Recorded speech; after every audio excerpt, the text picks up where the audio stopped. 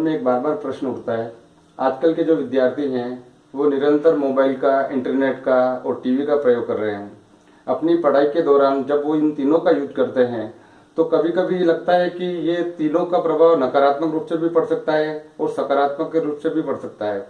लेकिन देखा यह जाता है कि विद्यार्थी इन तीनों का गलत फायदा उठा रहे हैं। तो क्या भगवत गीता के माध्यम से हमको ये पता लग सकता है कि इन तीनों का प्रयोग विद्यार्थी के हित में कैसे हो सकता है? इसके बारे में आप थोड़ी जानकारी देना चाहेंगे? हाँ बिल्कुल, आपने एक बहुत अच्छा प्रश्न किया। और भगवत गीता तो एक ऐसा ग्रंथ है, मैंने कई बार आपको कहा था गीता सो गीता कर्तव्य, पहले भी मैं इस विषय पर कह चुका हूँ कि भगवत गीता ने तो इस विषय पर इतनी शानदार बातें कही है कि अगर हम उस पर चलें तो ये सारी समस्याओं का समाधान हो सकता है। और मैं कभी भी नकारात्मकता की बात नहीं करता। और आप जो कह रहे हैं इस विषय पर भी, जैसे द्वितीय अध्याय का आप 62वां श्लोक लीजिए, ध्याय तो विषयान पुंसः संगः तेषु उपजायते संगात संजायते कामः कामात् क्रोधो विजायते। तो ये इसमें ये कहा गया कि ध्याय तो विषयान पुंसः, जिस तरह आप करें जैसे टीवी पर, इंटरनेट पर, मीडिया पर, मैगजीन में, किसी भी तरह के अगर वो कोई ऐसा चित्र देखता है तो उनका विषयान ध्यायता है, तो उन विषयों का ध्यान करने से संगः तेषु उपजायते, उनका साथ करने की इच्छा हो जाती है। और संगात संजायते कामः है, जब संग की इच्छा होती है तो मन में काम की भावनाएं पैदा होती है। कामात् क्रोधो विजायते क्रोधात् भवति सम्मोहः सम्मोहात् स्मृति भ्रमः स्मृति भ्रंशात् बुद्धिनाशो बुद्धिनाशात् प्रणश्यति। ये 63वां श्लोक है।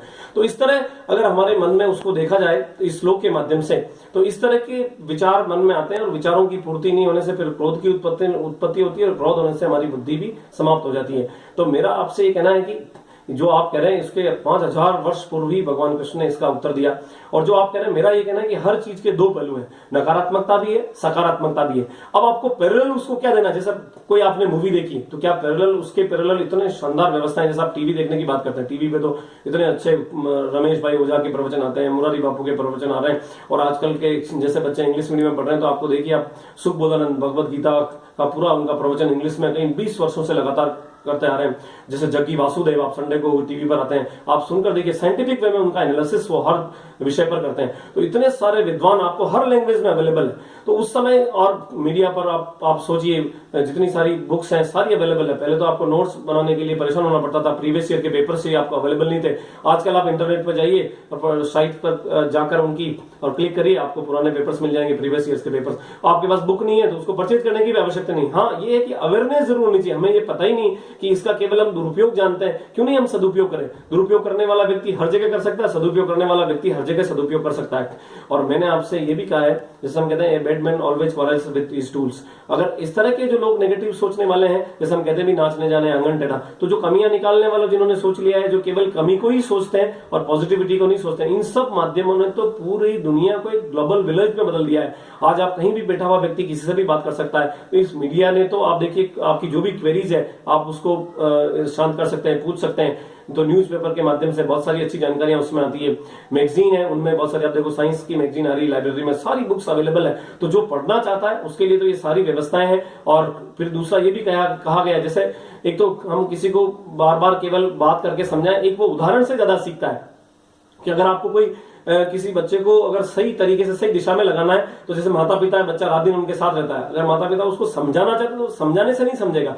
वो जो काम कर रहे हैं, जैसे वो टीवी देख रहे हैं, तो वो टीवी देखते समय उनको ये बताना पड़ेगा, वो जिस तरह की टीवी में जो बातें वो देखते हैं, जिस तरह के सीरियल वो देख रहे हैं, वो बच्चा भी देखेगा।